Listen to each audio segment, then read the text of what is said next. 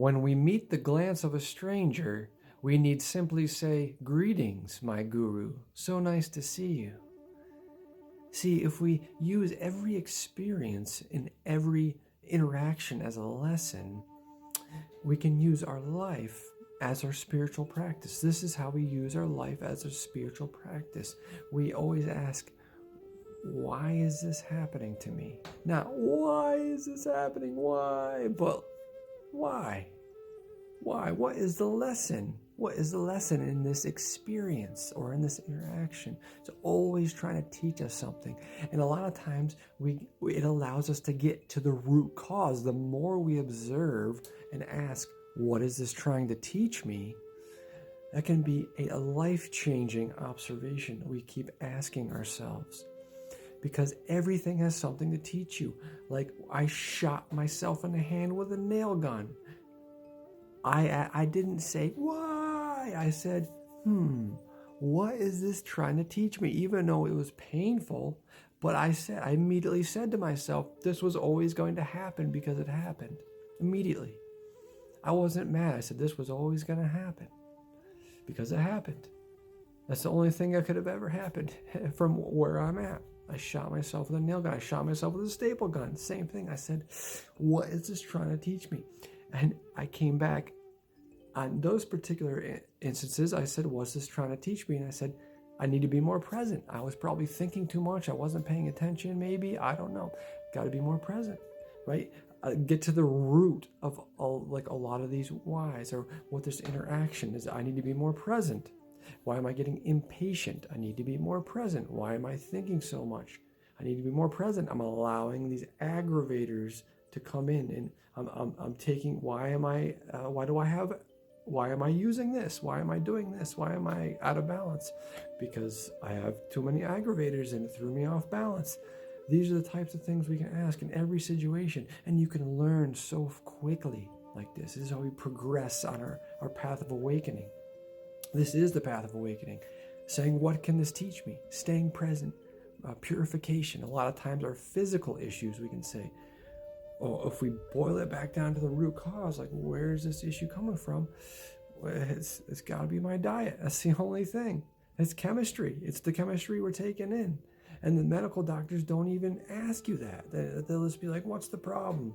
Oh, well, we either got to zap it out or we got to throw pills at you. That's all they know. They don't even know about diet. They don't check your kidney filtration when you go for a checkup for a physical. They don't check that. They don't make you pee and see if there's sediment in your urine. Don't do that. They don't do a lymphatic iridology reading. They don't read your eye and actually look on what's going on inside your body for real, and seeing where you have the issues, and that your kidneys probably aren't filtering correctly and your endocrine system's probably a mess, just based off how the general population eats and how we were programmed to eat. It's nobody's fault. I'm not blaming anybody at all. I know it's not our fault. That's the world we live in, within this toxic food program. It's part of the programming to suppress us and self-limit the population. So it's not our fault. You know what I mean? That we're in this program. It's okay. We can forgive ourselves, but we can come back to the center of the circle. Always come back to presence, purification, in the center of the circle, no matter what happens. So let's take these experiences. Let's take all these interactions and let's let them guide us. Because anytime we get triggered from an experience or interaction, every time that's always a lesson. Like, why am I getting triggered? Why is this person triggering me? Is it acceptance? Why am I getting emotionally attacked? I feel like I am. Why are my emotions being triggered in this particular situation? I got work to do. It always comes back to basically more meditation, more presence, and purification. We got to balance the chemistry in the body, which will help balance a lot of things that are aggravating us and causing us to be off balance and stressed out, right? So this is how it all ties together. You know what I mean? Using all of our experiences is one of the greatest things we can do, right? And another thing I wanted to talk about is don't rush this process. Just relax into it. Just surrender. because we have all the time in the world. We've been doing this a long time, many, many lives, right? Countless lives, innumerable lives. So this is more than just a one life process, really. We're in a timeless process of our evolution. So enjoy the process and just try to let it all go. That's the greatest thing we can do, is let it all go and surrender. And that can be difficult. It can be difficult to completely surrender, because that's not the programming we came from. We came from a programming of attachments. They want us attached to everything. That keeps us in lower perspectives and keeps us from surrendering, which is the highest thing we can do, because we're surrendering to God's eternal love, and we know that God will guide us completely and take care of us completely. They don't want us doing that. They don't want us surrendering. They need us distracted. They need us caught in the game. They need us caught in the game, so we can't evolve and break free from these things. So surrendering is very difficult. Back to this. And we have to prepare ourselves to be able to surrender sometimes. We have to balance ourselves enough to be able to say, let it all go and release these attachments. And sometimes we can do that, and then we'll fall off balance again, and sometimes we'll have to use crutches. That happens. It's all part of the process. It's all part of it. We don't need to judge ourselves or say, oh, I'm back on a bad habit, or just, we don't have to label anything bad or good. We just have to use these things we have to use until we don't need to use them. That's all they are. And we don't need to judge ourselves. We can accept that that's where we're at, and when we can recognize, I need more balance. A lot of times it comes back to, I need more balance. I need to get more balanced. But what can be tricky too is when you're doing purification and presence, because sometimes you can get to a higher state of energy that you're not balanced enough to take, which can kind of throw you back a little bit, maybe onto crutches. That's from my experience.